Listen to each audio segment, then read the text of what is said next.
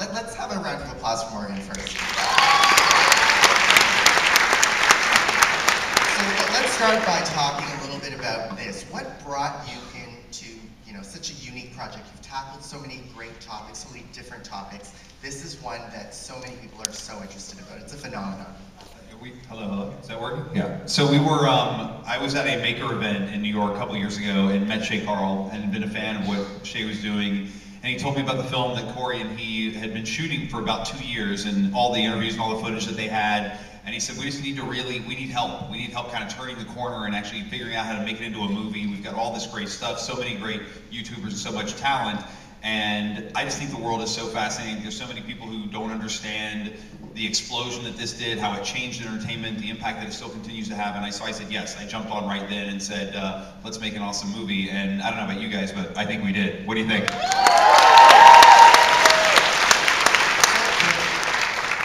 It's so brilliant because, there's so many different perspectives, everything from health, serious health that we've seen with Charles Trippy. Is he here? Charles Trippy's over there. I see him on the side. Okay, we have some people on the side. And then, of course, families, but it's really, it comes back to being rich. There's Shay Carl. Let's hear for Shay Carl. There's Charles Trippy, Mikey Murphy.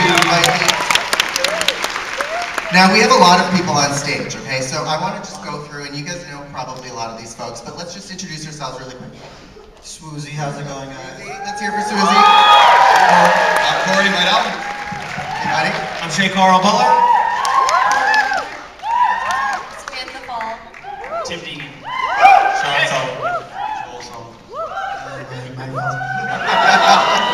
Okay, a lot of names on stage here. Okay, so let's talk to Shay for a second here. That's your middle name. Why is it that this was a project that you've wanted to work on for so long?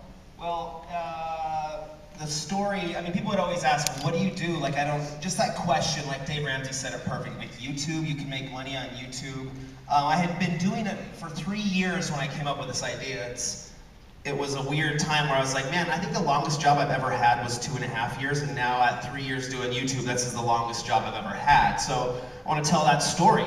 Corey and the gang, Corrado was in Los Angeles for some other thing 3 years ago, and I told him this idea. I said, let's make a documentary explaining how this is our career. Not only just for us, but this community of people, like you said on stage and that you saw in the movie, that are struggling and striving to make some cool content. Just like Mikey said, just want to make cool videos, and so that's kind of where it started. So I actually have an interesting tidbit that I haven't shared with you before, and it ties all of this together. Back in 2012, Apprentice A, so my team, myself, Corrado, Saskia, Sam, Tim, Sean, Joel, we were working together as Apprentice A, and we were asked by the Canadian Film Centre if we would apply for a grant.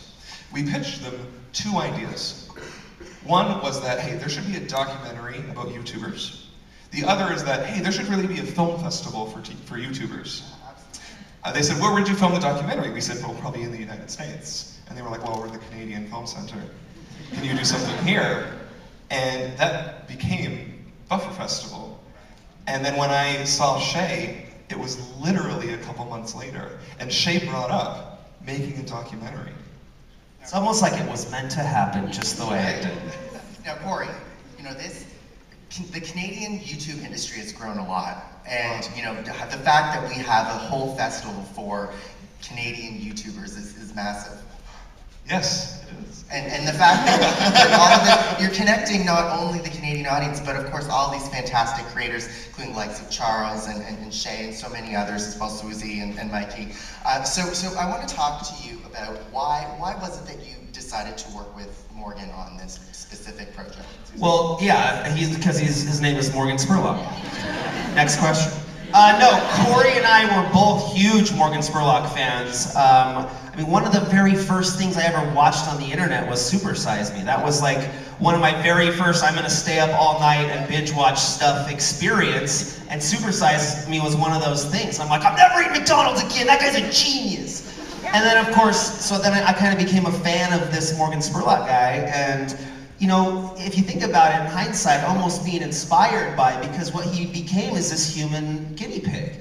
of like, you know, showing this experience of going through an experiment of like eating McDonald's for 30 days. Mine, you know, I was like, what if I made a video every day for a year? So in hindsight, like just growing up watching America's Funniest Videos, you know, seeing that you know, movie that Morgan made, it's like it all lends to where we're at today with this vlogging. And now Charles has done, you know, 700,000 or 800,000 years without missing a single day. It's crazy. So I saw Morgan backstage at an event in New York, and Corey and I had been working on the movie, and I was like, hey Morgan Spurlock, do you want to help us? Because I mean, I think if we're gonna have a documentary, who's the best person to direct your documentary movie? Famed documentary director Morgan Spurlock. So I was like, please. And you remember, you're like, yeah, sure, I'll talk to you about it. Then I had a presentation at this thing and he was in the audience, and it was New Fronts in New York, and they're all about collaboration and working together. And I was like, I want to tell you guys that New Fronts is really bringing people together, because I just asked Morgan Spurlock to direct my documentary backstage, and he said he will, so you better do it, Morgan Spurlock, in front of like 500 people. And he's like, in the back with a drink, he's like, all right, let's do it. So that's how you peer pressure people in front of a large group of people to make it. Peer pressure in public works, I believe. Yeah. Now, did you know, and this can be to anybody here, did you know that your lives would inspire so many millions of fans when you first started? Definitely not. When we first started, it was really just for fun. It was something that we did as a family, and it wasn't until we started reading comments from people that were like, wow, we're really doing something here. And to me, it wasn't something we asked for or tried to make happen to us. It just was meant to be. And I've always been so grateful that it's kind of been a calling. You know, and I think for all of us, I think we can all say that. It's been a calling. It's been working. Oh. And just like Ali Trippy said in there, it's like you feel like these people are family. You almost feel obligated because we have been through so much together. And what's so interesting too is that this has turned from a passion project almost, where you got that $300 a month check in the mail, and it's turned into a real business model. And that is something that has shifted. But what has stayed the same for you guys, and it's what's so remarkable about that, is that you guys are still real people, and that's really important.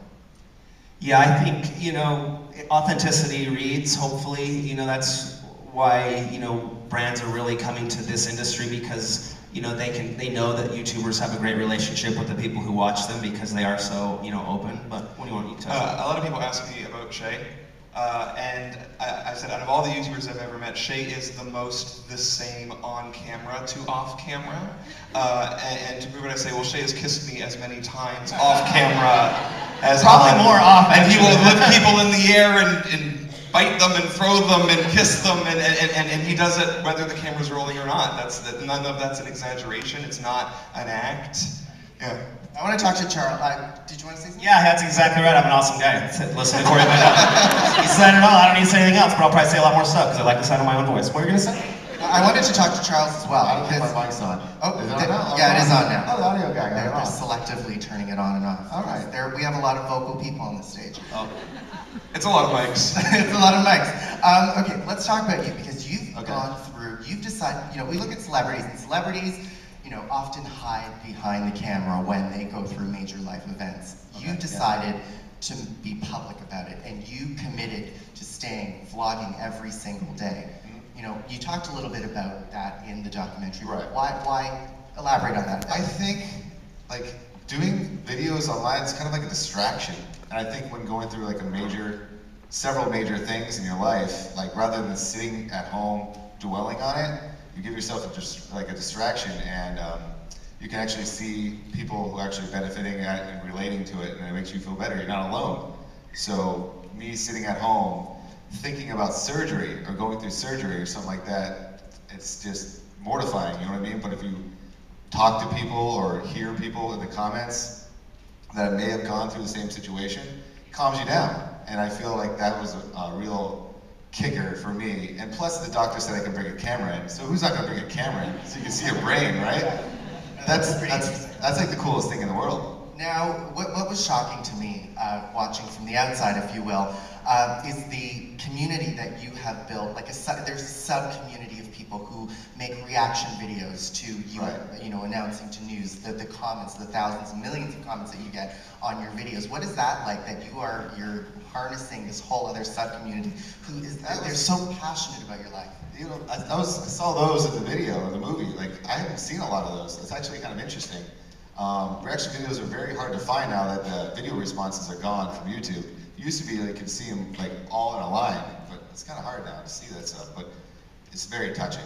You know, like you can actually reach out and relate to people, and it's just heartwarming. It keeps you going. I mean, especially when you're going through like such crappy things. Yeah. It just keeps you going. And you see other YouTubers like Mikey over here. Let's hear it for Mikey. This is, you know, it's like having the next generation of YouTubers. We have multiple mics here. Give me that back. What is it like for you inspiring the next generation? I love Mikey. He's awesome. Yeah. And how old are you now? 18. You're 18 now. We're You're old. an adult. I'm old now. And what is it like for you? Now there are other people, even younger people, watching you, and they're saying, "Hey, I want to be like you." I mean, I was joking with a friend yesterday about it, but like when the first trailer came out for this, I had like 13 subscribers, and I watched it and I was like, "That's the coolest thing ever!" And I remember crying watching it, and I was like, I can't wait for that to come out." You didn't know that. And so Got that on camera. in January, someone asking me to be a part of it, it was just like, it meant something, it meant a lot. And so I don't know, inspiring people, it's so, you can't really put words to it, you know? It's something that like, you know exists, yet there's no real emotion that represents it. One of the things that I've been curious about too is there a difference between shooting a video that is just a view of your day-to-day life and something that is shot for millions to see? Is there a difference in those two types of videos for you? Other than the ones of you putting lipstick on yourself. I think there's part of me that feels so close to my audience that no matter what I do, never feels embarrassing, never feels weird. I don't share certain things, that's just a choice that I've made. I feel that I do have my life outside of my YouTube videos. So when I do put something together, it's very like, okay, this is something I would talk to my friends about. And so my audience who represents like a friend base would obviously respect it and enjoy it. Yeah. And Morgan, for you, I mean, I'm just seeing the two of you standing next to one another and you see a big kind of contrast. What was your reaction through the process of putting this together and realizing, like, holy crap, these are their lives? Well, what I love about it, and probably what attracted me to this from the beginning, was that, you know, what I've made a career out of doing is exactly what these guys did, was putting myself out there and kind of being honest with the viewer. And I think what's beautiful about the work they do is the authenticity, is the connection that they have with an audience. It's the turnaround where they can basically have videos up, you know, within hours of shooting them and have immediate reactions from people. That type of instant gratification from a creative standpoint, I think, is amazing. And it's something that I love, and I really admire what these guys do. I love how loyal and dedicated they are to their audiences, and vice versa. But you know, I think that what I love about the people that were in the film is the diversity of stories that you have, and how each person represents kind of a different line of kind of a career path. Gabby Dunn, who's not here, who I love her story of somebody who she has to do this because she has to do this. And for me, when I look back at my career, you know, 20 years ago, there I was making movies, and I wasn't, you know, I was like scraping by to pay my rent, getting any job I could, because I had to make movies. There was nothing else I wanted to do with my life. And I think that that's what drives so many of the people in this room is we want to tell stories. We are natural storytellers. It's in our blood. And whether somebody pays us, you know, millions of dollars or, you know, tens of dollars, hopefully it's a little more than tens of dollars, but hopefully it's, you know, you get to the point where you can actually do it for a career. And that's what we all strive for. And Susie, I want to bring you in as well, because in the vlog, in the documentary, you talked a little bit about, you know, having that condo, having that life. How do you bring yourself back down and remind yourself of where you started from, so that, you know, you are still real and you still connect with your audience? Well, I wipe my butt with $5 bills now instead of $100 bills. No, I still keep my production pretty ghetto. Like, when I focus up, for example, I have a wall mount that I bought for my TV. I use that as my focal points. I put that there, I'll put a teddy bear there, and I'll focal point it. Okay, there we're gonna. That's what I did last weekend. Right, so what I'm saying, I keep my production pretty ghetto. Like I was telling somebody here last night, they were like, my God, I watch your videos, like the production value is getting better, da da da. How do you do it? And I was walking them through it. I'm like, yeah, then I go to my closet and I turn my mic on. They're like, you go in your closet to record your videos? I'm like, yeah, like I have to do certain things to remind myself, like, yo, I'm still a kid in his bedroom recording these videos. The video I submitted for Buffet, the budget was 100K for that, but intentionally I was like, listen, we're gonna come in under 5K, because all of us up here, when we first start doing our thing, our budget is 0. So I never want to get to the point to where, okay, I have 100K to shoot, let's just blow it all. Like, no, I think a lot of it, even when it comes to like movies like the Blair Witch Project, it's so good because it is so guerrilla. And I always want to keep it to that point no matter what I'm doing. And how is it that you stay motivated? Because like I look at you, Charles, and the videos that you make, and you do this every single day, and there are so many days that you probably, you're like, oh yeah, do I have to all shoot the time. this? I have a lot of support. I mean, I don't even know if Ali Speed's here, but I have to give her so much credit. If she's here, she should definitely on this stage right now. But during those years, she definitely helped me so much on that. Shay, just friends in general. I couldn't do this all by myself. I mean, there's so many days. I mean, it's so much work. I mean, Shay and Colette were like, you want to hang out tonight? And I was like, no, I gotta go right back to edit. So they were taking a nap and I was editing. So it's just one of those things. I don't know, I black out. I think as an artist, we just want an audience. And then for those of us up here who finally hit an audience, it's like, that's the greatest encouragement there is. When you have, before you upload something, you know there's an audience waiting for it. Words can't even describe what that's like. And you're fighting with so much content that is on YouTube, and you know, there are thousands of other people who are doing the same thing as you, and many of whom are sitting in the audience today. What is your advice to somebody who is doing this, getting over that hurdle, that hump, where you do lock down that formula that brings you that automatic audience, and you're not constantly hustling? Or is it a hustle all the time? One of my favorite quotes is, comparison is the thief of joy. And so when you want to be like someone else, when you are comparing to what they have, that's stealing your happiness away from you. And so when we make videos, we would just watch our videos because we want to like those videos. I make my videos because I want to see them. Yeah, I mean, it is. I mean, to even try to understand what Charles has done and without missing a day is really hard to understand. Like, we did it for 5 years, and it's really a difficult struggle. So there's the stereotypical answers, like, you gotta love what you do, because if you don't love it, it's not gonna do well. You know, like, does your mom like the video? You know, you have to create some stuff that's unique and that kind of rises above. So it is. There's no one thing that you can do that'll, like, just bring you to success. It's the persistence, the tenacity.